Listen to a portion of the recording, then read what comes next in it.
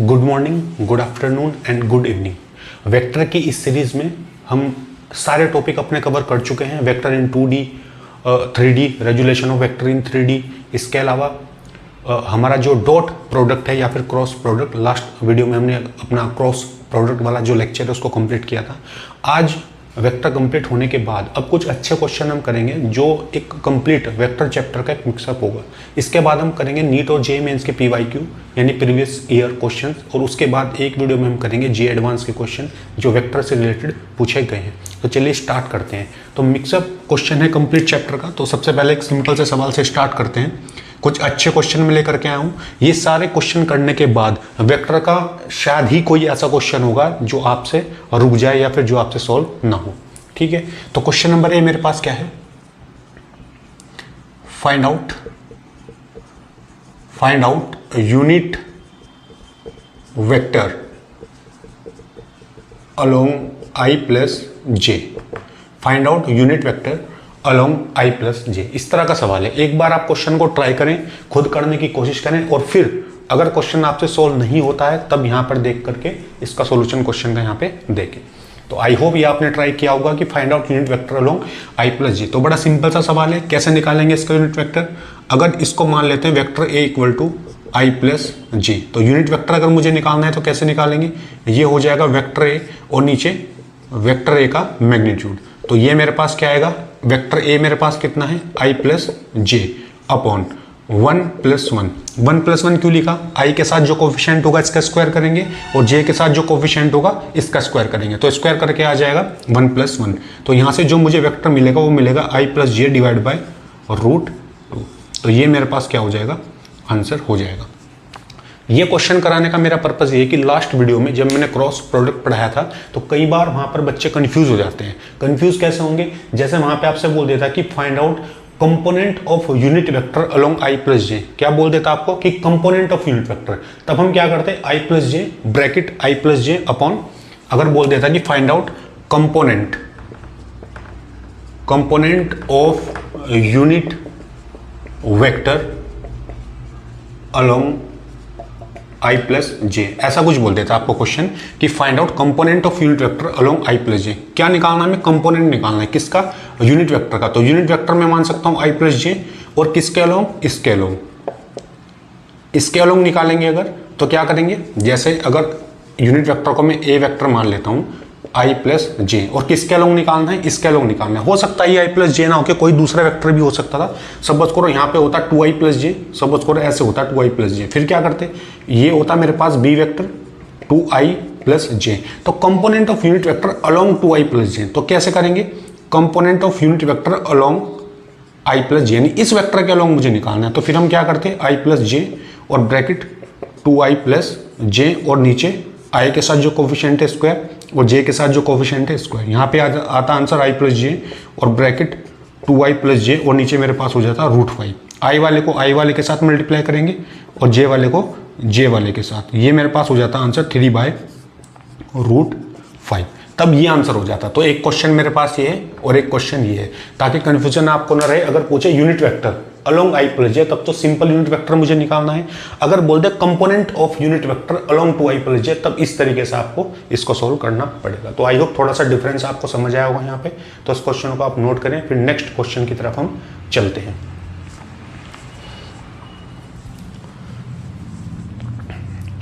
I hope ये note किया होगा आपने। सिंपल सा क्वेश्चन है ये। चलिए नेक्स्ट क्वेश्चन की तरफ चलते हैं।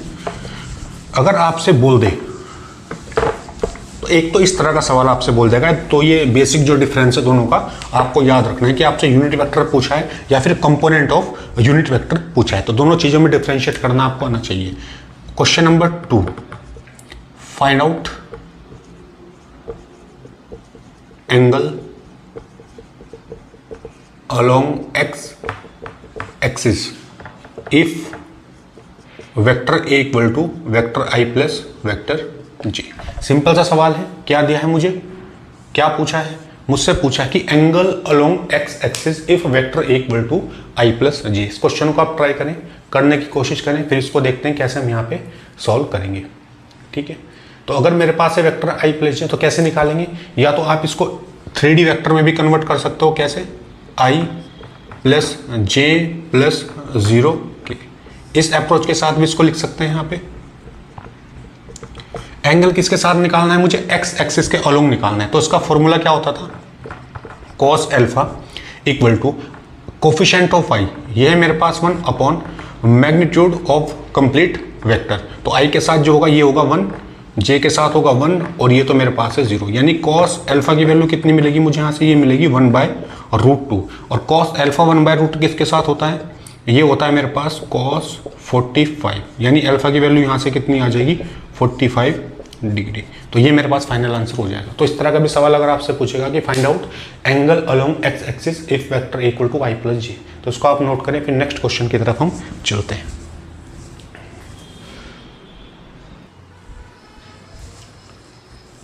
आई होप ये क्वेश्चन नोट कर लिया होगा आपने।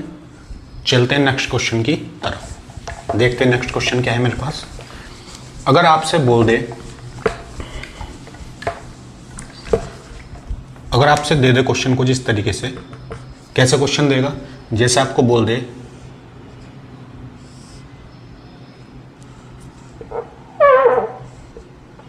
क्वेश्चन ऐसे दे के आपको ऐसे दे दे ये, और यहां पे इस तरीके से, ये मेरे पास है वेक्टर ए, ये मेरे पास है वेक्टर बी और ये मेरे पास है वेक्टर सी।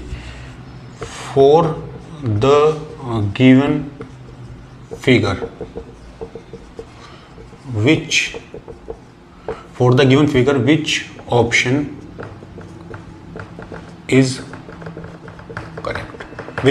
correct। 4 ऑप्शन आपको दिए। सबसे पहले दिया है vector A plus vector B equal to vector C, B option दिया है vector B plus C equal to vector A, और सी ऑप्शन आपको क्या दिया है, सी ऑप्शन आपको दिया है कि vector C plus vector A equal to vector B, और डी ऑप्शन आपको दिया है vector A plus vector B plus vector C equal to 0। जल्दी से इस क्वेश्चन को ट्राई करें और बताएं क्या आंसर यहाँ पे होगा। ठीक है, फॉर द गिवन फिगर मुझे दिया विच ऑप्शन इज करेक्ट। तो आई होप ये ट्राई कर लिया होगा आपने। 3 वेक्टर मुझे दिए, तो क्या होगा आंसर, बिल्कुल सही, option number C will be correct. जिनका भी आंसर सी है बिल्कुल सही है। कैसे, देखो आंसर कैसे निकालेंगे यहाँ पे, triangular law of vector addition, ये मैंने बताया था आपको। ट्रायंगुलर लॉ वेक्टर एडिशन, एक वेक्टर का हेड अगर दूसरे वेक्टर के टेल से कंबाइंड होगा और तीसरा वेक्टर जो एक ऑपोजिट ऑर्डर में होगा वो उनका रिजल्टेंट को शो करेगा। जैसे आप देख सकते हो एक वेक्टर यहाँ पे है सी, ये हो गया सी, इसके साथ ये सेम ऑर्डर में है, यहाँ पे वेक्टर ए बिल्कुल सेम ऑर्डर में है, देखो सेम ऑर्डर में है, और ये वेक्टर ऊपर होने की बजाय नीचे की तरफ है, नीचे की तरफ अपोजिट में, तो ये क्या शो करेगा, इनका रिजल्टेंट शो करेगा। तो इस केस में option number C will be correct. अब सोचो कि ये ट्रायंगल ऐसे होके और सीधा कैसे होता, अगर इस तरीके से होता और इस तरीके से ऑर्डर हो जाता इसका, नीचे मेरे पास है वेक्टर ए, ये बी और सी, क्या तीनों का ऑर्डर यहाँ पे सेम है, देखो सेम ऑर्डर है, ये सी है वेक्टर, ये वेक्टर ए है, ये वेक्टर बी है। इस केस में रिजल्टेंट क्या होता है मेरे पास, इस केस में रिजल्टेंट मेरे पास हो जाता है vector A plus vector C equal to 0। तब आंसर मेरे पास क्या होता है, ऑप्शन नंबर डी।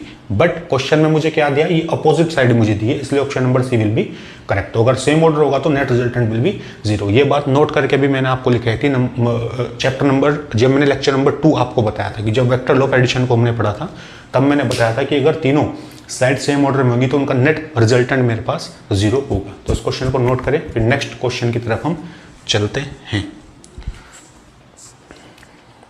चलिए, ये नोट कर लिया होगा आपने। चलिए नेक्स्ट क्वेश्चन की तरफ चलते हैं। नेक्स्ट क्वेश्चन में मुझे क्या बोला है, नेक्स्ट क्वेश्चन के अंदर मुझे बोला है if,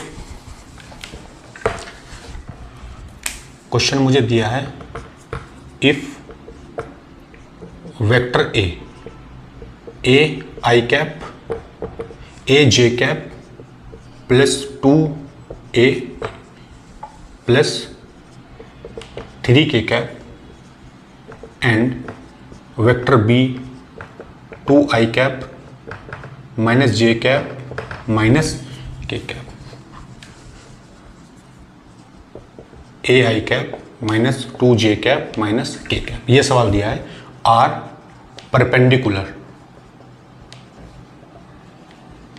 are perpendicular to each other, if vector A and vector B are perpendicular to each other, find out positive value of small A, find out small value of, find out positive value of A. तो question को try करें, simple सा सवाल है, दो vector दिए आपस में जो परपेंडिकुलर है एक दूसरे से, और किसकी वैल्यू पूछिए मुझसे, स्मॉल ए की वैल्यू पूछिए। ठीक है जी, चलिए आई होप ये ट्राई किया होगा आपने। क्या दिया है मुझे, परपेंडिकुलर टू ईच अदर। अगर परपेंडिकुलर की कंडीशन यहाँ पे दी है, परपेंडिकुलर टू ईच अदर, तो मैं यहाँ पे लिख सकता हूँ कि vector A dot vector B कितना होगा, यहाँ पे ये होगा ए बी, अगर परपेंडिकुलर होंगे तो cos 90, और cos 90 की वैल्यू कितनी होती है, वो होती है मेरे पास 0, तो ये मेरे पास हो जाएगा 0। यानी परपेंडिकुलर के केस में दो वेक्टर का डॉट प्रोडक्ट मुझे कितना मिलेगा, 0 मिलेगा। अब वेक्टर ए मुझे दिया है, बी मुझे दिया है, इनका डॉट करेंगे कितना आएगा, A I cap A J cap plus 3 K cap, ये तो वेक्टर ए है। दूसरा वेक्टर क्या दिया है मुझे, ए I cap 2 J cap minus K cap equal to 0, ये वैल्यू आ जाएगी। आई वाले को आई वाले के साथ मल्टीप्लाई करेंगे, ये हो जाएगा ए स्क्वायर, जे वाले को जे वाले के साथ माइनस 2a हो जाएगा, और यहाँ से होगा -3 इक्वल टू 0। तो ये कुछ इक्वेशन मिलेगी मुझे इस तरीके से।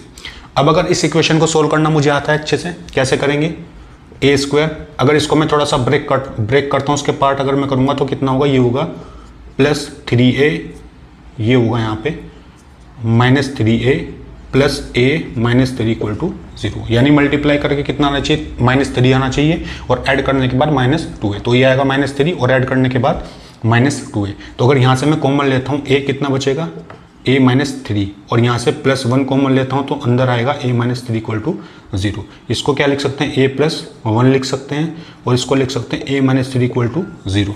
तो एक वैल्यू यहाँ से कितनी आएगी, एक वैल्यू यहाँ से आएगी a इक्वल टू -1, और एक वैल्यू यहाँ से आएगी a इक्वल टू 3। और मुझसे किसकी वैल्यू पूछिए, मुझसे पूछे पॉजिटिव वैल्यू ऑफ a, यानी आंसर मेरे पास क्या हो जाएगा, a इक्वल टू 3। तो इस तरह का सवाल भी आपसे पूछ सकता है। तो इस क्वेश्चन को नोट करो, फिर नेक्स्ट क्वेश्चन की तरफ हम चलते हैं।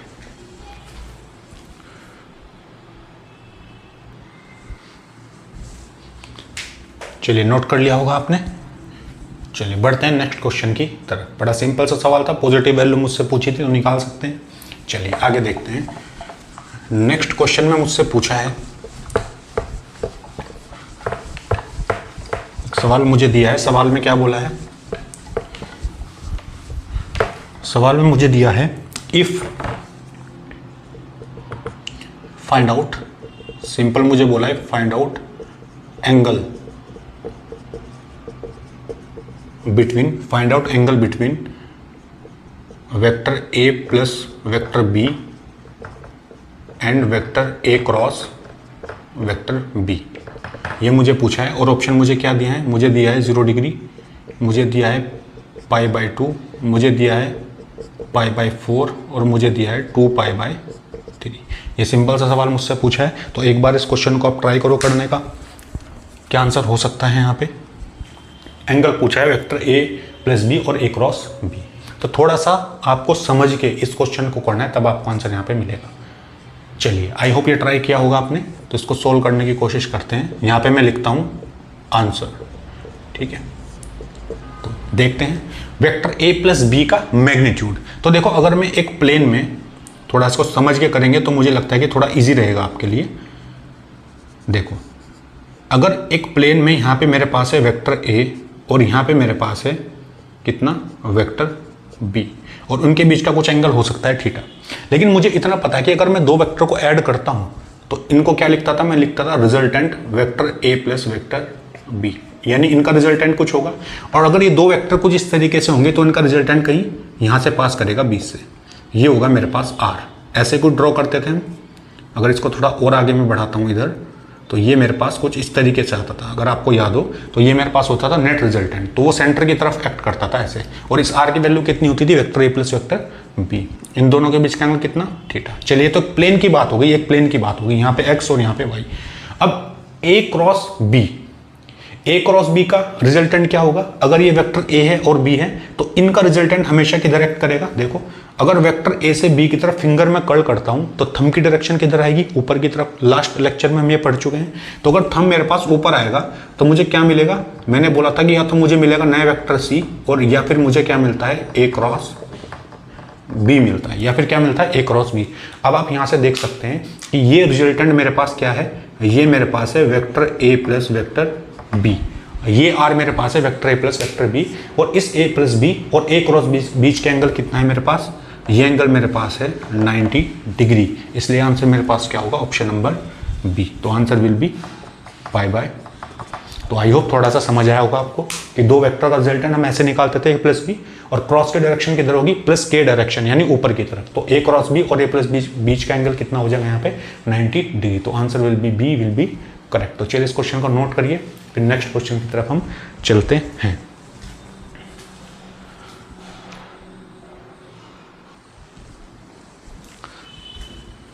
चलिए क्वेश्चन नोट किया होगा आपने। चलिए नेक्स्ट क्वेश्चन की तरफ चलते हैं। और कैसे क्वेश्चन आपसे पूछेगा? और क्वेश्चन आपसे बोल देगा, question if magnitude of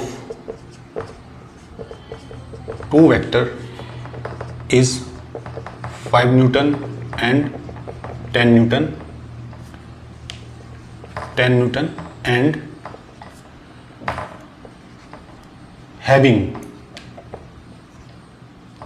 and having resultant is 1. Having resultant is 1. Find out value of cross product of these vector. क्या दिया है? Magnitude of two vector 5 newton and 10 newton and having resultant is 1। Find out value of cross product of this vector. और option मुझे क्या दिया है? पहला option दिया है 0, दूसरा ऑप्शन दिया है मुझे 1, ये दिया है 2, और डी मुझे दिया है 3। 0 1 2 3। तो आंसर बताना है आपके पास क्या होगा। तो उस क्वेश्चन को ट्राई करें, फिर करने की इसको कोशिश करते हैं। चलिए, आई होप ये ट्राई किया होगा आपने। दो वेक्टर का मैग्नीट्यूड मुझे दिया, रिजल्टेंट कितना है? 1। तो अगर देखो दो वेक्टर का रिजल्टेंट 1 है, दो वेक्टर का रिजल्टेंट अगर 1 है, तो रिजल्टेंट 1 होने का मतलब क्या हुआ? यहाँ पे रिजल्टेंट 1 होने का मतलब ये हुआ कि वेक्टर कैसे होंगे यहाँ पे? अगर मैं इसके आंसर की बात करता हूँ, तो रिजल्टेंट अगर 1 है तो इस केस में जो एंगल होगा यहाँ पे, एंगल कितना होगा? एंगल होगा दो वेक्टर के बीच का 180। क्यों होगा 180? क्योंकि वो आपस में कैसे होंगे? हमेशा एंटी पैरेलल होंगे। कैसे होंगे? एंटी पैरेलल होंगे, क्योंकि दो वेक्टर का मैग्नीट्यूड मुझे दिया है और उनका रिजल्टेंट कितना है? 1। तो दो वेक्टर का अगर रिजल्टेंट मेरे पास 1 है तो इसका मतलब वो कैसे एंगल पे होंगे? 180 एंगल पे होंगे और एंटी पैरेलल होंगे। तो इस केस में अगर मैं ए क्रॉस बी लिखता हूँ यहाँ पे, ए क्रॉस बी, तो क्या लिखूंगा वेक्टर ए का मैग्नीट्यूड, वेक्टर बी का मैग्नीट्यूड, और यहाँ पे लिखूंगा साइन 180। और साइन 180 मेरे पास कितना होता है? 0 होता है। यानी यहाँ से ए क्रॉस बी जो मेरे पास आएगा वो निकल करके आएगा 0। तो आंसर मेरे पास क्या हो जाएगा? Option number 1। तो इस क्वेश्चन को आप नोट करें, फिर चलते हैं नेक्स्ट क्वेश्चन की तरफ। बड़ा सिंपल सा सवाल था ये, तो इसको नोट कर लें आप।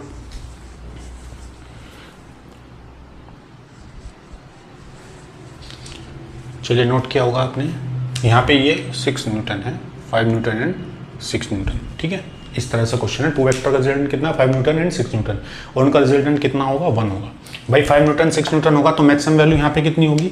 11 न्यूटन होगी। और रिजल्टेंट क्योंकि कितना है? 1 है, तो दोनों क्या होंगे? आपस में माइनस करेंगे तो a माइनस बी हो जाएगा इनका रिजल्टेंट। a माइनस बी होगा तो वैल्यू कितनी मिलेगी? 6 माइनस 5 1। तो यानी अगर यहाँ पे माइनस कब करते थे? मिनिमम वैल्यू कब आती थी? अगर एंगल मेरे पास कितना होता था?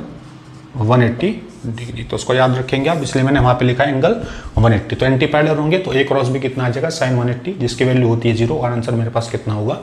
0। ठीक है, हाँ ये सही कर लेना, 5 न्यूटन और यहाँ पे 6 न्यूटन। ठीक है, चलिए ये नोट किया होगा आपने। नेक्स्ट क्वेश्चन की तरफ चलते हैं, देखते हैं और किस तरह के सवाल आपसे पूछ सकता है वेक्टर के अंदर। क्वेश्चन आपसे बोलेगा,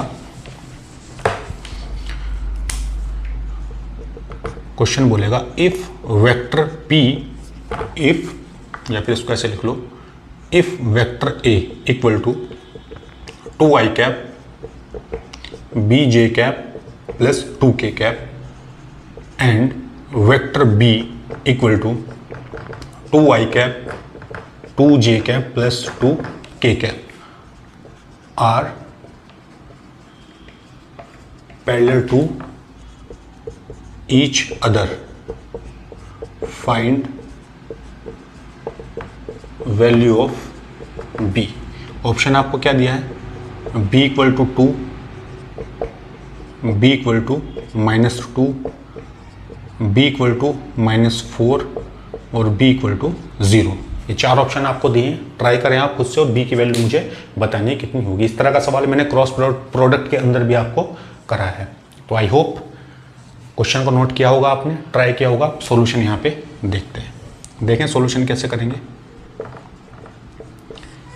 देखें वेक्टर a मुझे दिया है, तो वेक्टर a को मैं क्या मान सकता हूँ, ऐसे मान सकते हैं, बताया था मैंने ax i cap ay j cap और यहाँ पे मानेंगे az k कैप। और सेम कहानी b वेक्टर के साथ होगी, इसको मानेंगे bx i cap by j cap और यहाँ पे मानेंगे bz k कैप।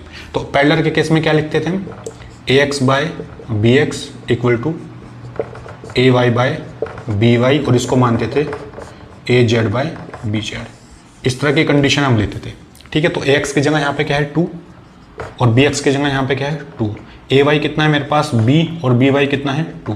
az कितना है वहाँ पे कोफिशिएंट ऑफ k, यहाँ पे कोफिशिएंट ऑफ k है मेरे पास 2, तो यहाँ पे लिखेंगे 1 इक्वल टू b/2 और ये भी मेरे पास होगा 1। तो किसी भी कंडीशन में आप देखें, इन दोनों को देखें या फिर इन दोनों को देखें, b की वैल्यू मुझे क्या मिलेगी हमेशा, वो मिलेगी 2। तो आंसर मेरे पास क्या होगा यहाँ पे भी ऑप्शन नंबर 1, ठीक है। तो ये कंडीशन थी मेरे पास किसकी, अगर दो वेक्टर आपस में पैरेलल होंगे। आप चाहें तो डिटर्मिनेंट मेथड भी लगा सकते हैं बाय यूजिंग द मैट्रिक्स। तो मैट्रिक्स यूज करने के बाद i के कोफिशिएंट को भी 0 रख सकते हैं, j के कोफिशिएंट को भी 0 रखेंगे और k के कोफिशिएंट को भी 0 रखेंगे, तो वहां से भी वैल्यू आपको कितनी मिलेगी, 2 मिलेगी। तो इस क्वेश्चन को नोट करें, फिर चलते हैं आगे।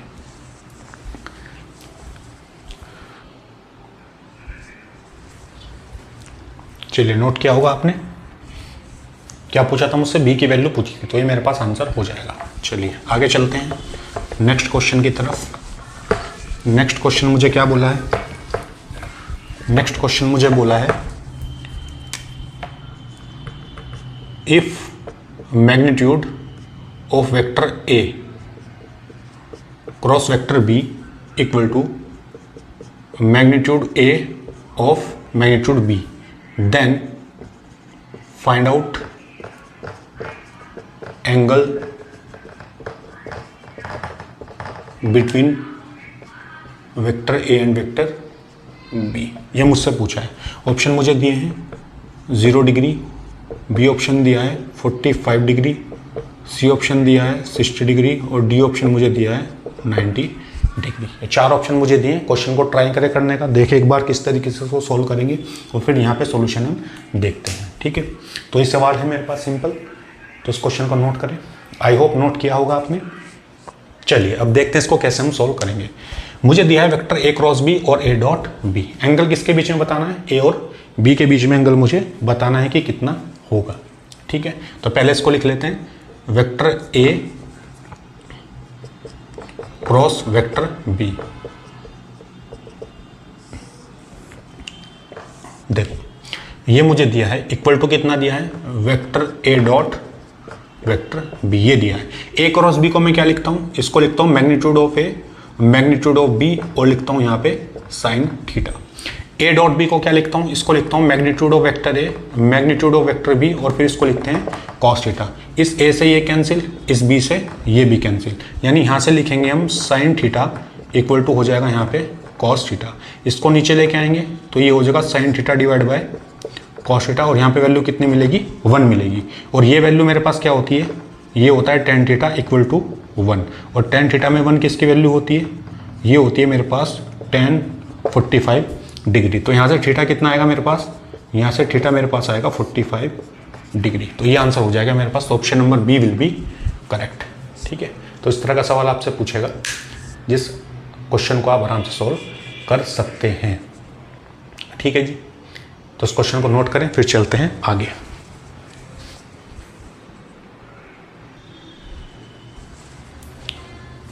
चलिए आगे बढ़ते हैं और देखते हैं किस तरह का सवाल आपसे पूछेगा। चलिए आगे बढ़ते हैं।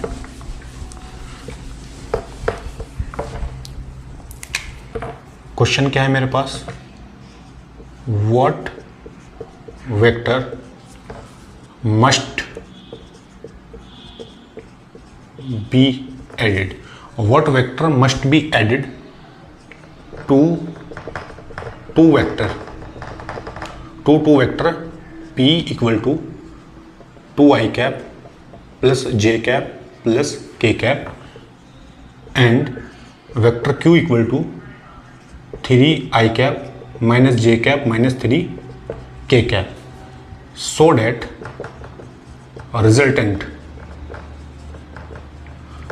Resultant will be unit vector along y axis. ये क्वेश्चन मुझे दिया है कि what vector must be added to two vector p and q so that resultant will be unit vector along y axis. तो ये आपको आंसर बताना है सिंपल सा। तो y एक्सिस के अलोंग आपको बताना है कि कितना यहाँ पे रिजल्टेंट होगा। तो इस क्वेश्चन को ट्राई करें, फिर इसको देखते हैं कैसे इसको सॉल्व करेंगे। ठीक है, तो आई होप ये आपने ट्राई किया होगा।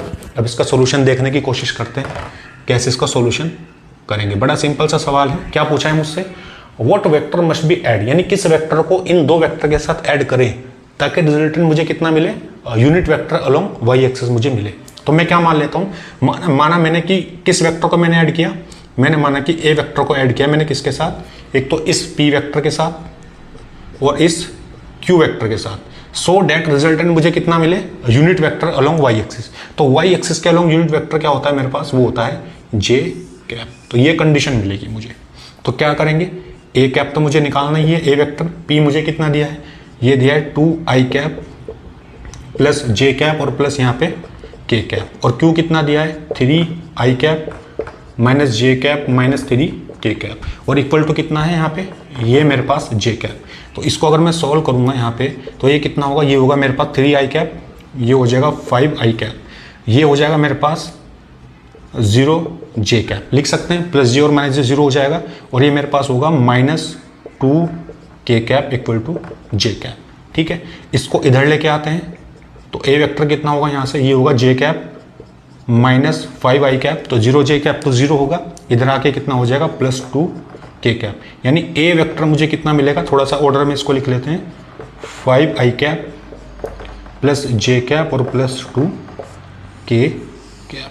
तो इस वेक्टर को अगर मैं ऐड करूंगा पी और क्यू के साथ तो मुझे रिजल्टेंट क्या मिलेगा, मुझे मिलेगा जे वेक्टर। तो ये सिंपल सा सवाल था, तो इस तरीके से भी क्वेश्चन आपको दे सकता है। ठीक है, तो इसको नोट करो, फिर नेक्स्ट क्वेश्चन की तरफ चलते हैं।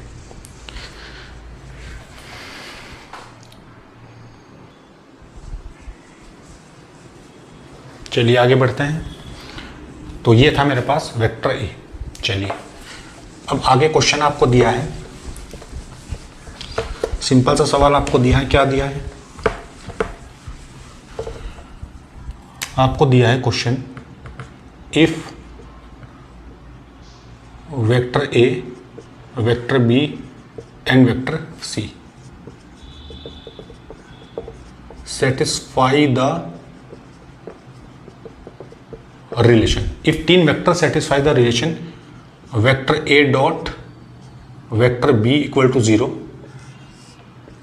And vector A dot vector C equal to 0, ये दो कंडीशन मुझे दी है कि vector A dot B equal to 0 and vector A dot C equal to 0, then find out vector A will be parallel to, option क्या दिया है, vector B, vector C, B dot C या फिर B cross सी, ये option दिया है। तो A dot B equal to 0 और A dot C equal to 0। तो ए मुझे बताना है कि किसके पैरेलल होगा। चार ऑप्शन मुझे दिए, तो ट्राई करो इस क्वेश्चन को करने का। आई होप ट्राई किया होगा आपने। चलिए देखते हैं इसका सॉल्यूशन कैसे करेंगे। चलिए ट्राई करते हैं इसको करने का। देखिए वेक्टर जब आप पढ़ें, क्वेश्चन करें, तो थोड़ा सा आपको दिमाग लगा के, जैसे जैसे हमने कॉन्सेप्ट पढ़े थे कि एक प्लेन में वेक्टर ए बी होगा, उसके परपेंडिकुलर सी होगा, तो इस तरह से थोड़ा सा सोचना पड़ेगा आपको, तब जा करके आपसे कुछ अच्छे क्वेश्चन होंगे। ठीक है, जैसे यहाँ पे क्या दिया मुझे, A dot B A dot C. एक एक बात को बिल्कुल ध्यान से पढ़ें, सवाल में क्या दिया है, एक एक लाइन का मीनिंग होता है क्वेश्चन के अंदर। ठीक है, तो A dot B equal to 0, तो A dot B equal to 0 का मतलब मुझे पता है डॉट बी 0 का मतलब क्या होता है, यानी ए बी, यहाँ पे कॉस कितना रहा होगा, डॉट में कॉस लेते हैं, यानी कॉस 90 यहाँ पे रहा होगा, तब जाके वैल्यू कितनी आई होगी, 0 आई होगी। यानी ए डॉट बी यानी वेक्टर ए और वेक्टर बी आपस में कैसे होंगे, परपेंडिकुलर होंगे, 90 डिग्री के एंगल पे होंगे। ये बात तो मुझे समझ आ रही है। ठीक है, और क्या बात मुझे समझ आ रही है, ए डॉट सी, अगर यहाँ पे कंडीशन देखता हूँ A dot C equal to 0, इस केस में भी क्या है, A C cos 90 equal to 0, यानी यहाँ पे भी वेक्टर ए और वेक्टर सी आपस में परपेंडिकुलर होंगे और थीटा भी यहाँ पे कितना रहा होगा, 90 रहा होगा। तो अगर मैं इसको एक थोड़ा सा डायग्राम बनाने की कोशिश करता हूँ तो ये पिक्चर कुछ ऐसी दिखेगी आपको। सेम वही अप्रोच में लगा रहा हूँ जो मैंने आपको बताया था कि एक प्लेन में वेक्टर ए और वेक्टर बी को लेंगे। इस तरह के सारे सवाल इस कॉन्सेप्ट पे सोल्व हो जाएंगे आपके।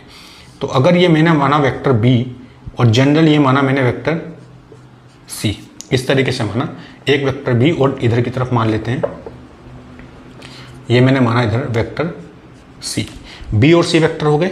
अब ये बी और सी किसके परपेंडिकुलर है, ए के, तो इनका परपेंडिकुलर कहीं ऊपर की तरफ होगा ये, तो यहाँ पे क्या होगा, मेरे पास वेक्टर ए होगा। ये बात मुझे समझ आ रही है, दोनों के बीच का कुछ एंगल होगा इस तरीके से थीटा, तो वो तो 90 उन्होंने दिया है, ऑलरेडी बोला है कि एंगल कितना है यहाँ पे 90 है, तो यहाँ पे इनके परपेंडिकुलर क्या आएगा, ऊपर की तरफ होगा वेक्टर ए। एक बात तो मुझे समझ आ रही है, यानी ए का बी के साथ भी एंगल 90 है और ए का सी के साथ भी एंगल कितना है, 90 है। अब मुझे बोला है कि A will be parallel, A will be parallel किसके होगा, देखो अगर बी डॉट सी करूंगा तो ये मेरे पास होगा B dot C B C cos theta, क्योंकि इन दोनों के एंगल की इन्फॉर्मेशन मेरे पास नहीं है, मेरे पास इन्फॉर्मेशन किसकी है कि ए और बी परपेंडिकुलर है, ए और सी परपेंडिकुलर है। अच्छा, लेकिन मुझे एक बात पता है कि अगर मैं बी और सी, तो यहाँ पे ऑप्शन हो नहीं सकता है, ए और बी ऑप्शन तो यहाँ पे नहीं हो सकता है और सी भी नहीं हो सकता है। अब बी को देखते हैं, अगर बी क्रॉस सी में करता हूँ, अगर इन दोनों के बीच के एंगल मेरे पास थीटा है और बी क्रॉस सी करूंगा तो कैसे करूंगा, बी से सी की तरफ फिंगर कर्ल करूंगा और थंब की डायरेक्शन किधर होगी, ऊपर की तरफ। तो अगर थंब की डायरेक्शन ऊपर होगी यानी यहाँ पे मुझे वेक्टर मिलेगा बी क्रॉस सी, यही मिलेगा बी क्रॉस सी। अब आप देख सकते हैं कि ये जो वेक्टर ए है ये भी बी और सी के परपेंडिकुलर है और ये बी क्रॉस सी भी इन दोनों वेक्टर के परपेंडिकुलर होगा, यानी क्रॉस की डायरेक्शन भी इनके परपेंडिकुलर होती है, क्रॉस प्रोडक्ट में बात कर चुके हैं। तो यहाँ पे आप देखोगे कि ये दोनों वेक्टर ए पैरेलल है किसके, वेक्टर बी प्लस सी के, ये आपको दिख रहा होगा यहाँ पे किसके पैरेलल है, बी क्रॉस सी के पैरेलल है। तो आपसे क्वेश्चन में क्या पूछा था कि find out A will be parallel, तो आंसर मेरे पास हो जाएगा ऑप्शन नंबर डी और यही मेरे पास आंसर होगा। ठीक है, छोटा सा कॉन्सेप्ट था, परपेंडिकुलर देखेंगे, इनके परपेंडिकुलर बनाएंगे, बी क्रॉस सी की डायरेक्शन भी किधर होगी, जिधर ए की डायरेक्शन, तो आंसर मेरे पास क्या हो जाएगा, दोनों आपस में पैरेलल होंगे, तो option number D will be correct. तो इस क्वेश्चन को नोट करें, फिर चलते हैं नेक्स्ट सवाल की तरफ।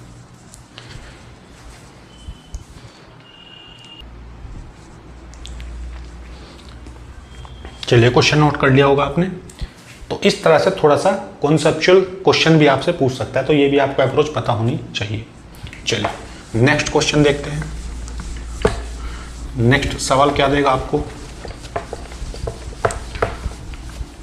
आपको बोल देगा,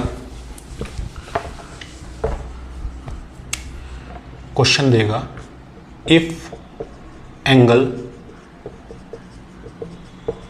between two vector, if angle between two vector decrease, then net resultant of these two vector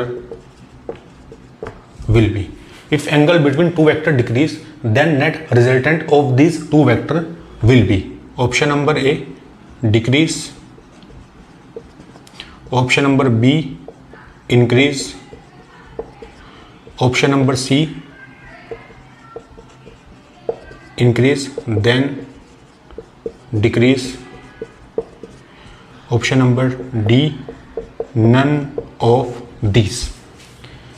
तो यहाँ पे क्या है, डिक्रीज इंक्रीज, और यहाँ पे मेरे पास है फर्स्ट इंक्रीज देन डिक्रीज। तो एक छोटा सा क्वेश्चन है, इसको ट्राई करें, थोड़ा सा दिमाग लगाएं क्या यहाँ पे हो सकता है, और फिर आंसर यहाँ पे बताएं क्या होगा। चलिए, आई होप ट्राई किया होगा आपने। क्या दिया मुझे, angle between two vector decrease. तो बहुत से लोगों ने यहाँ पे आंसर सीधा लगाया होगा ऑप्शन नंबर बी, लगाया होगा बहुत लोगों ने ऑप्शन नंबर बी, लेकिन ऑप्शन नंबर बी आंसर नहीं होगा। क्यों नहीं होगा, देखो angle between two vector decrease, देखो angle between two vector decrease, तो रिजल्टेंट ऑफ टू वेक्टर, तो रिजल्टेंट ऑफ टू वेक्टर का फॉर्मूला आपने ये देखा होगा, R equal to √a² plus b² plus 2ab cos theta, ये होता है। अब जैसे यहाँ पे दिखा कि टू वेक्टर एंगल डिक्रीज, तो आपने सोचा कि जैसे मैंने बताया था कि वेक्टर ए और बी तो फिक्स रहते हैं, कॉस थीटा के ऊपर डिपेंड करेगा। अगर कॉस थीटा कम होगा तो आर भी कम होगा, कॉस थीटा ज़्यादा होगा तो आर भी ज़्यादा होगा।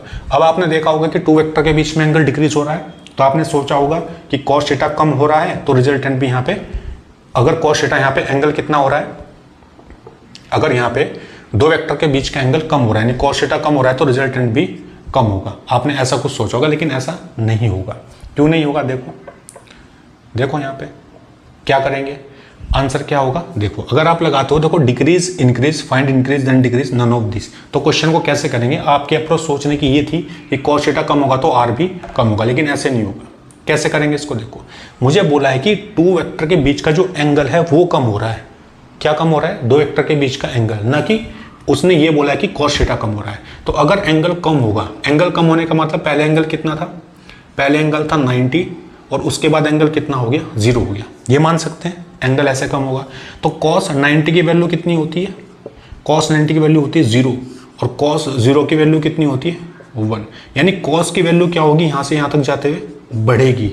तो अगर कॉस की वैल्यू बढ़ेगी इस पूरे की, तो आर की वैल्यू भी क्या होगी, इंक्रीज होगी। तो यहाँ पे option number B will be correct. जैसे मैंने पहले बोला था कि ऑप्शन नंबर बी जिन्होंने सोचा गलत है, वो ऑप्शन नंबर ए के लिए था, कि ऑप्शन नंबर ए जिन्होंने सोचा है वो गलत है। क्यों, क्योंकि थीटा अगर कम होगा तो आर कम होगा, मैं ऐसे नहीं सोचना है, एंगल पूछा है। तो अगर एंगल यहाँ पे कम होता है तो कॉस में वैल्यू क्या होती है, इंक्रीज होती है। तो कॉस में वैल्यू अगर इंक्रीज होगी तो ये वैल्यू बढ़ेगी, ये वैल्यू बढ़ेगी तो आर भी मेरे पास बढ़ेगा। तो option number B will be correct.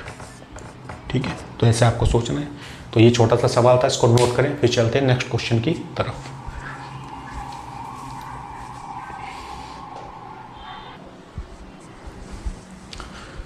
चलिए, नोट कर लिया होगा आपने, तो option number B will be correct.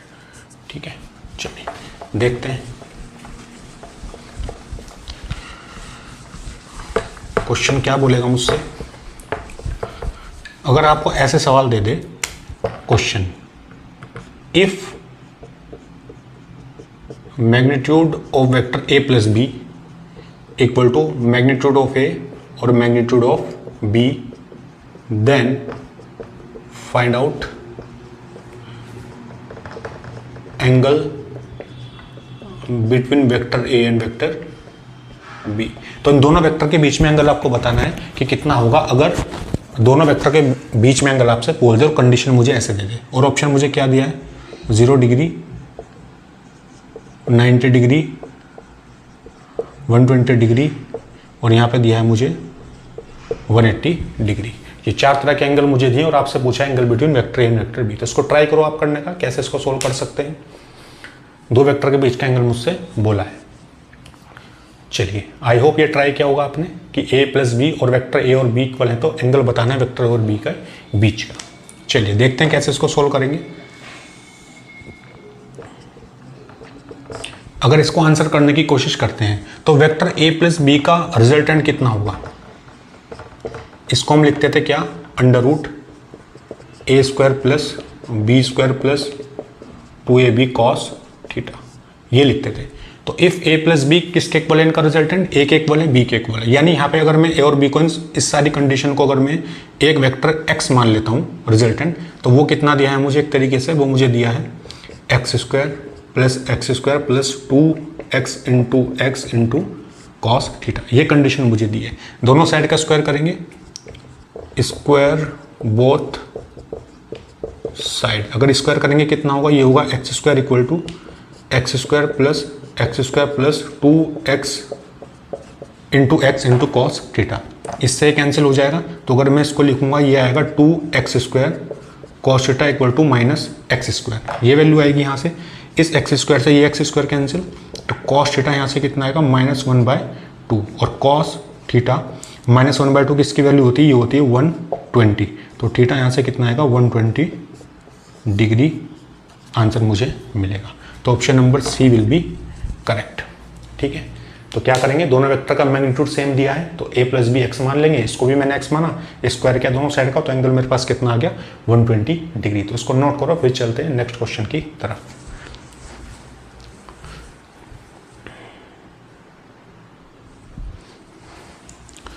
चलिए नोट कर लिया होगा आपने, नेक्स्ट क्वेश्चन की तरफ चलते हैं, देखते हैं आगे।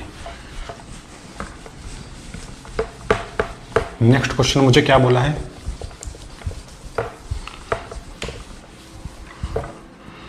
क्वेश्चन मुझे दिया है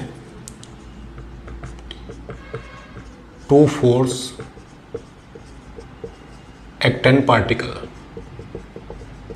two force act an particle F1 equal to 2i cap plus j cap plus 2k cap and vector F2 equal to i cap 2j cap minus k cap, ये दिया है।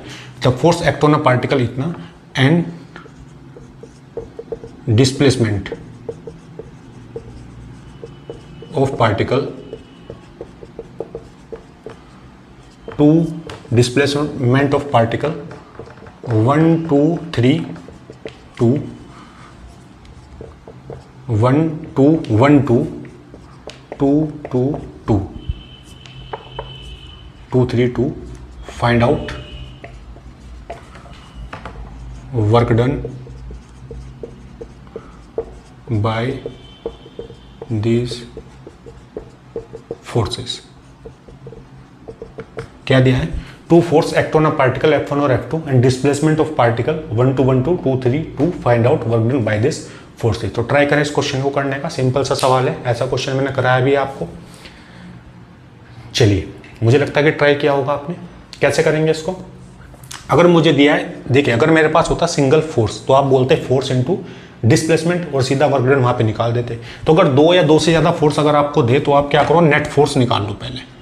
क्या निकालो, नेट फोर्स। नेट फोर्स कैसे निकालोगे, vector F1 plus vector F2, इस तरीके से निकालोगे।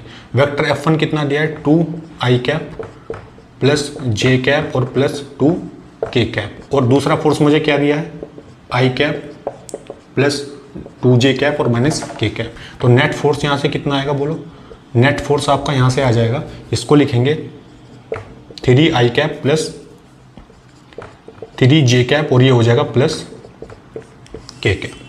i वाले को i वाले के साथ ऐड करेंगे, j वाले को j वाले के साथ और k वाले को k वाले के साथ। तो और डिस्प्लेसमेंट कैसे निकालेंगे, r मेरे पास क्या होगा, ये होगा r2 माइनस r1। r2 की वैल्यू कितनी दी है 2i cap 3j cap plus 2k cap और माइनस r1 कितना दिया है i cap plus 2j cap plus k cap, ये दिया है। तो डिस्प्लेसमेंट वेक्टर कितना आएगा, यहाँ से 2 में से माइनस करेंगे ये आएगा i कैप, इसको इसमें से माइनस करेंगे ये होगा प्लस j कैप, और इसको इसमें से माइनस करेंगे ये होगा प्लस k कैप। तो ये मुझे मिलेगा r वेक्टर। निकालना क्या है, वर्क निकालना है।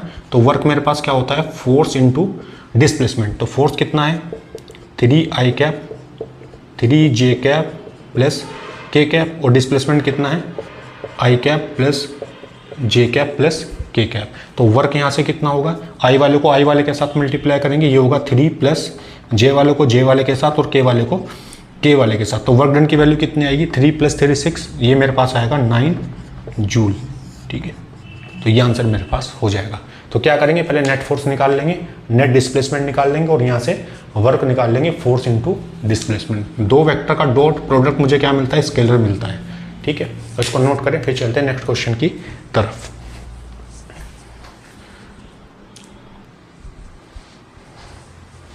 चलिए, नोट कर लिया होगा आपने, नेक्स्ट क्वेश्चन की तरफ चलते हैं, देखते हैं नेक्स्ट क्वेश्चन मुझे क्या बोला है।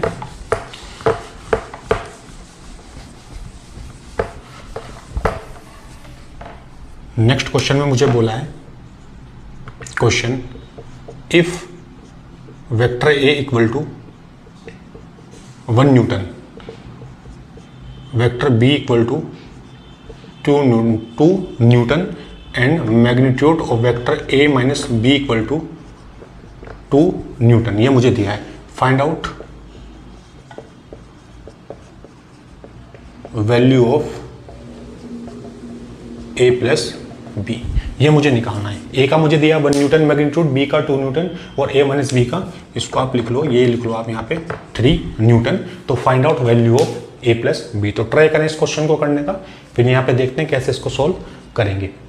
चलिए, आई होप ये ट्राई किया होगा आपने। किसकी वैल्यू मुझे बतानी है? Find out value of vector A plus vector B. तो कैसे करेंगे इसको देखते हैं। यहाँ पे अगर यहाँ पे आंसर में लिखने की कोशिश करता हूँ तो वेक्टर ए और बी मुझे दिया है ए माइनस बी। ए माइनस बी का रिजल्टेंट अगर मैं लिखता हूँ, ए माइनस बी का अगर मैं रिजल्टेंट लिखता हूँ तो क्या लिखता था वहाँ पे? A square plus B square minus 2ab cos theta, ये लिखते थे। ए माइनस बी का मैग्नीट्यूड कितना दिया है? यहाँ पर रिजल्टेंट 3 दिया है। ए और बी का कितना दिया है? 1 और 2। तो यहाँ पे लिखेंगे 1 का स्क्वायर 2 का स्क्वायर माइनस 2 1 2, ये मेरे पास होगा कॉस थीटा। दोनों साइड का स्क्वायर करेंगे यहाँ से, ये हो जाएगा 9, ये आएगा 1 प्लस 4 माइनस ये आएगा 4 कॉस थीटा। तो 9 इक्वल टू ये होगा 5 माइनस 4 कॉस थीटा। इसको इधर ले जाएंगे, ये हो जाएगा 4 minus 4 cos theta, 4 minus 4 cos theta. तो कॉस थीटा की वैल्यू यहाँ से कितनी होगी? ये होगी -4/4 और कॉस थीटा यहाँ से कितना होगा? -1, ये आएगा -1।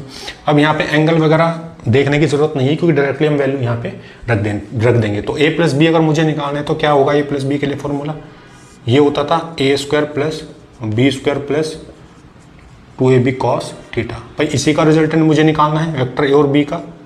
तो ये क्या होगा? ए का मुझे कितना दिया है? ये दिया है 1 का स्क्वायर प्लस 2 का स्क्वायर प्लस 2 इंटू 1 इंटू 2 और कॉस थीटा कितनी आई वैल्यू? ये आई -1। तो यहाँ से जो अगर इसको लिखता हूँ आर रिजल्टेंट, तो कितना आएगा ये मैग्नीट्यूड? रिजल्टेंट का मैग्नीट्यूड कितना आएगा यहाँ से? ये होगा √1 + 4 और ये कितना होगा? माइनस, ये होगा मेरे पास 4 क्योंकि ये -1 है तो 2 2 -4 हो जाएगा। तो रिजल्टेंट कितना होगा यहाँ से?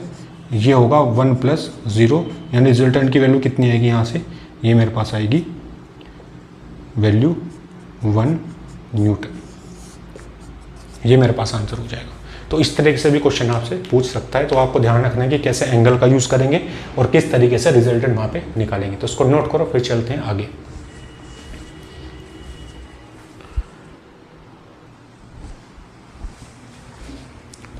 चलिए आगे बढ़ते हैं।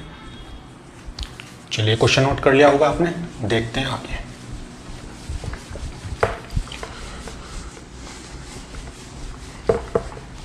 कैसे लिखेंगे इस क्वेश्चन को? देखो क्वेश्चन मुझे दिया है if A and B are 2 vector, if A and B are 2 vector then find out value of vector A plus vector B cross vector A minus vector B. इसकी वैल्यू आपको बतानी है। Option क्या दिए हैं आपको? ऑप्शन दिया है 2 vector B cross vector A, 2 vector B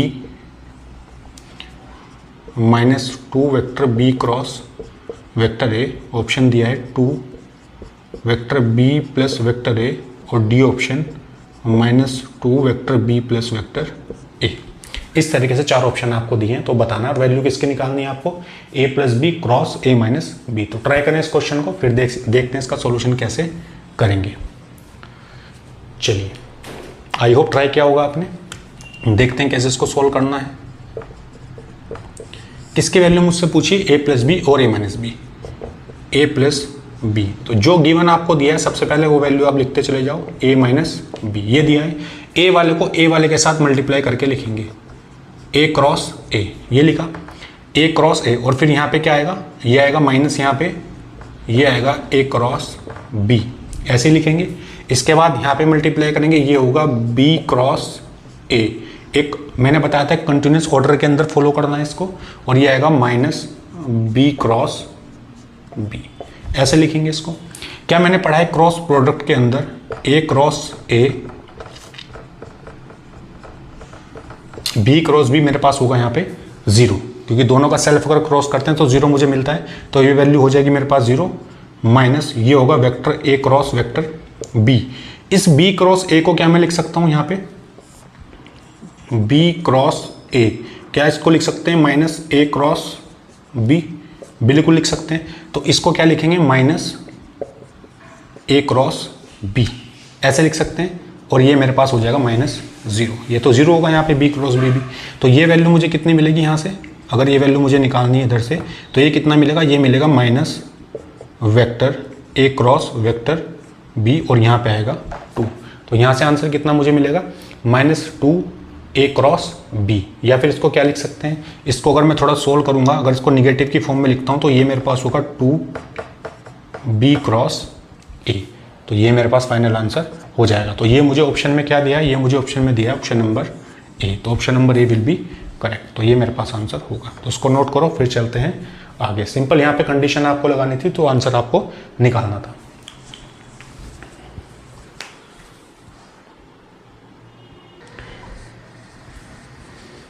चलिए नोट कर लिया होगा आपने, देखते हैं आगे।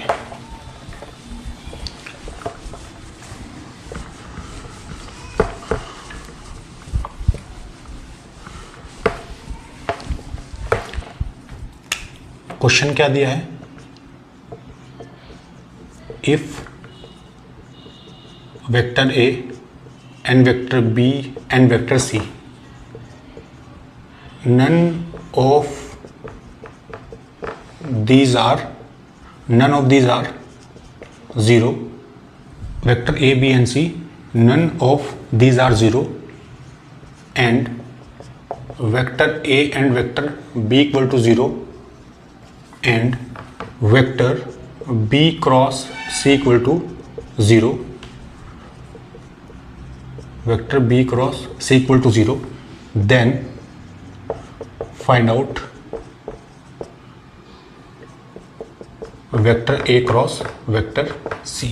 ये बताना है। कंडीशन क्या दी है, vector A cross B equal to 0 and B cross C equal to 0, then find out A cross C. Option क्या दिया आपको, क्या आएगा, ये आएगा यूनिटी। बी ऑप्शन दिया है, ये आएगा 0। ऑप्शन सी ये मेरे पास आएगा 90 डिग्री, या फिर ये आपके पास आएगा 180 डिग्री। तो ये चार ऑप्शन आपको दिए कि ए क्रॉस सी की वैल्यू क्या आएगी। यूनिटी 0, 90, 180 क्या आएगा, एंगल की फॉर्म में आएगा या मैग्नीट्यूड की फॉर्म में आएगा। चलिए देखते हैं कैसे करेंगे इसको। चलिए सॉल्व करने की कोशिश करते हैं।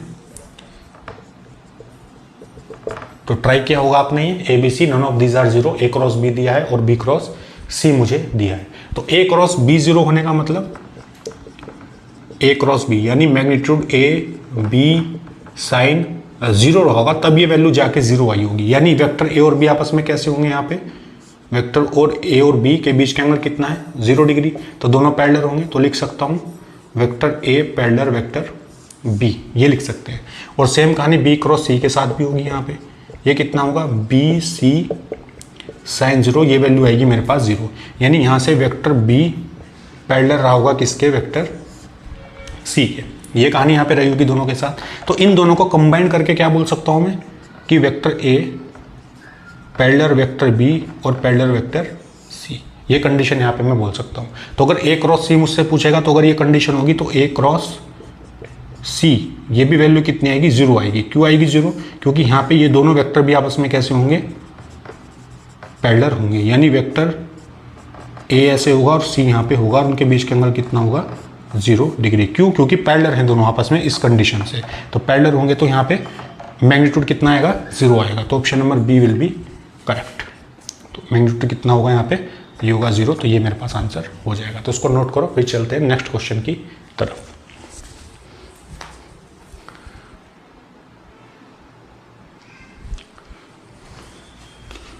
चलिए ट्राई कर लिया होगा आपने, क्वेश्चन नोट कर लिया होगा। पैरेलल पे कितना आएगा, यहाँ पे मैग्नीट्यूड हो जाएगा 0। चलिए नेक्स्ट क्वेश्चन की तरफ चलते हैं। नेक्स्ट क्वेश्चन क्या बोला है मुझे, नेक्स्ट क्वेश्चन मुझे बोला है find out unit vector, find out unit vector which is perpendicular, find out unit vector which is perpendicular to vector A, 2i cap plus j cap plus k cap and vector B equal to 2i cap plus j cap plus 2k cap। ये दिया है find out unit vector which is perpendicular to vector A and vector B. तो इस unit vector की value आपको बतानी है कितनी होगी, ठीक है जी। तो थोड़ा सा सोचना है और वो यूनिट वेक्टर बताना है जो इन दोनों वेक्टर के परपेंडिकुलर होगा, ठीक है। तो आई होप ट्राई किया होगा आपने, करने की इसको कोशिश करते हैं। कैसे करेंगे, दो वेक्टर मुझे दिए हैं। देखो अगर दो वेक्टर मेरे पास ऐसे होते थे, वेक्टर ए और यहाँ पे मेरे पास होता था वेक्टर बी, एंगल कितना होता था इनका, थीटा। अगर ये एक ही प्लेन में लाई करते थे तो इनकी डायरेक्शन किधर होगी, इसमें यूनिट वेक्टर किधर होगा, ऊपर की तरफ होगा, क्योंकि ये मेरे पास क्या होता था ए क्रॉस बी, ये ए क्रॉस बी तो इन दोनों वेक्टर के परपेंडिकुलर होगा और इसी डायरेक्शन में क्या होगा यहाँ पे इनका यूनिट वेक्टर। तो ये मुझे निकालना है यूनिट वेक्टर एन कैप। तो क्या निकालेंगे, सबसे पहले निकालेंगे ए क्रॉस बी, ये वेक्टर मुझे पता होना चाहिए। फिर उसका यूनिट वेक्टर अगर मैं निकाल दूंगा, डायरेक्शन अगर निकाल दूंगा तो यूनिट वेक्टर की डायरेक्शन मुझे यहाँ पे मिल जाएगी। तो कैसे करेंगे, अगर दोनों वेक्टर का ए क्रॉस बी मुझे निकालना है, क्या निकालना है, ए क्रॉस बी। कैसे निकालेंगे, ये बना सकते हैं यहाँ पे आई जे के, कोफिशिएंट यहाँ पे कितना है का 2, जे का है 1 और के का है 1, यहाँ पे है 2, यहाँ पे है 1, यहाँ पे है 2।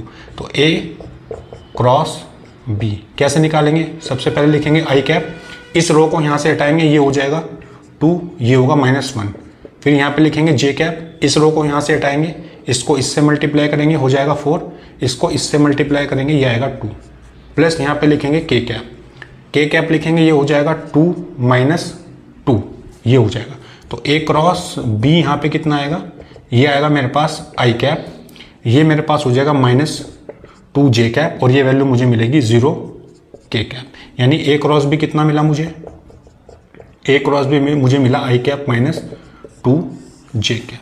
अब क्या पूछा है मुझसे, यूनिट वेक्टर पूछा है इस वेक्टर का। तो इसका यूनिट वेक्टर अगर मुझे निकालना है, यानी vector A cross vector B का अगर यूनिट वेक्टर मुझे निकालना है तो कैसे लिखेंगे, vector A cross vector B लिखेंगे पहले और नीचे vector A cross B vector का मैग्नीट्यूड। तो कैसे होगा ये, इसको लिखेंगे आई कैप -2 जे कैप √1 + 4। तो यहाँ से कितना आएगा, ये ए क्रॉस बी, इस पूरे का यूनिट वेक्टर कितना आएगा यहाँ से, ये आएगा आई कैप -2 जे कैप और ये आएगा मेरे पास √5। तो ये क्वेश्चन मुझसे पूछा था। तो दोनों वेक्टर का अगर परपेंडिकुलर बोलेगा तो परपेंडिकुलर होगा ऊपर की तरफ, या तो ए क्रॉस बी को बोल सकते हैं या फिर कोई नया वेक्टर भी इसको डिफाइन कर सकते हैं। तो मेरे पास आएगा i - 2j/√5। तो इसको नोट करें, फिर चलते एक लास्ट क्वेश्चन की तरफ जो आज के लेक्चर का हमारा सबसे लास्ट का क्वेश्चन होगा। इसको नोट करें, फिर करते हैं उस सवाल को।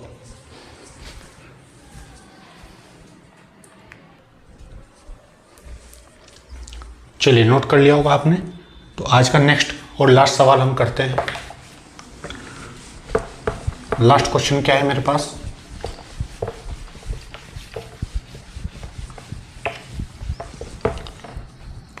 क्वेश्चन फाइंड आउट इफ, ऐसे लिखो, if a particle doing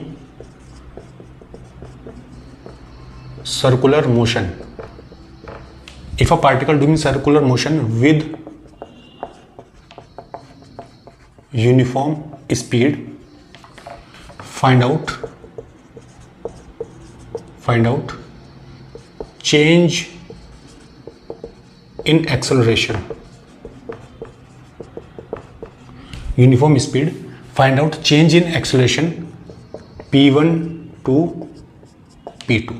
point P1 to P2, ये कंडीशन मुझे दी है, ऐसा सर्कल मुझे दिया है इस तरीके से, ये होगा P1, ये होगा P2 और ये v स्पीड। तो P1 से P2 के बीच में मुझे क्या बताना है, चेंज इन एक्सेलरेशन बताना है कितना होगा। तो एक बार ट्राई करो इस क्वेश्चन को, फिर देखते हैं इसका सोल्यूशन कैसे करेंगे। चलिए, आई होप ये ट्राई किया होगा आपने। P1 टू P2 मुझे क्या बताना है, चेंज इन एक्सेलरेशन बताना है। तो यहाँ पे अगर मैं आंसर की बात करता हूँ तो चेंज इन वेलोसिटी का फॉर्मूला मैंने आपको लिखा है, ये रिजल्ट हमने निकाला था 2v sine theta by 2। Particle कहाँ से कहाँ मूव किया, P1 से P2 तक। तो अगर चेंज इन एक्सेलरेशन में निकालूंगा तो उसको क्या लिख सकता हूँ, 2a साइन थीटा बाय 2, ऐसे भी अप्रोच कर सकते हैं। दो वेक्टर के बीच का एंगल कितना है यहाँ पे 90, तो डेल्टा ए क्या होगा यहाँ से, ये होगा 2a साइन 90 बाय 2। क्या लिख सकते हैं, 2a साइन 45 डिग्री, ये लिख सकते हैं। तो डेल्टा ए यहाँ से कितना होगा, ये होगा 2 इंटू ए साइन 45 कितना होगा 1 बाय रूट 2, यानी इस 2 को root 2 into root 2 A by root 2, ये भी लिख सकते हैं। इस रूट 2 से रूट 2 कैंसिल, यानी डेल्टा ए की वैल्यू कितनी आएगी यहाँ से, ये आएगी रूट 2 इंटू ए। अब ए को मैं क्या लिख सकता हूँ, अगर आपने पढ़ा होगा यूनिफॉर्म मोशन में तो रूट 2 ए को लिख सकते हैं वी स्क्वायर बाय आर। तो डेल्टा ए की वैल्यू यहाँ से कितनी होगी, वी स्क्वायर बाय आर, और यहाँ से ये हो जाएगा रूट 2। ये मेरे पास होगा final answer, change in acceleration. यहाँ पे v मेरे पास है पार्टिकल की यूनिफॉर्म स्पीड और r मेरे पास है इस सर्कल का रेडियस, यानी r मेरे पास होगा ये और r भी मेरे पास होगा ये, दोनों वैल्यू मेरे पास क्या होंगी, r होंगी। तो इस क्वेश्चन को नोट कर लें आप। चलिए, आई होप ये नोट कर लिया होगा आपने। तो ये थे कुछ क्वेश्चन मेरे पास बेसिक जो वेक्टर के अंदर पूछे जाते थे, पूछे गए हैं फिजिक्स के अंदर। तो इस तरह का नीट लेवल पे तो इतना बहुत है, मुझे लगता है कि इससे ज़्यादा सवाल आपसे नहीं पूछेगा। बाकी मैथमेटिक्स में भी आप वेक्टर को पढ़ेंगे तो वहाँ पे भी कोप्लेनर प्लेनर के जो बेसिक कॉन्सेप्ट हैं उसको भी थोड़ा अच्छे समझ कर वेक्टर अलजेब्रा में आपको पढ़ने को मिलेगा, जो बच्चे जेई या एडवांस की प्रिपरेशन कर रहे हैं। तो ये था मेरे पास कुछ अच्छे क्वेश्चन। इसके बाद नेक्स्ट लेक्चर में बात करेंगे प्रीवियस ईयर क्वेश्चन जो वेक्टर के पूछे गए हैं नीट और जेई मेंस में और एडवांस में। तब तक के लिए पढ़ाई करते रहिए, बेस्ट ऑफ लक।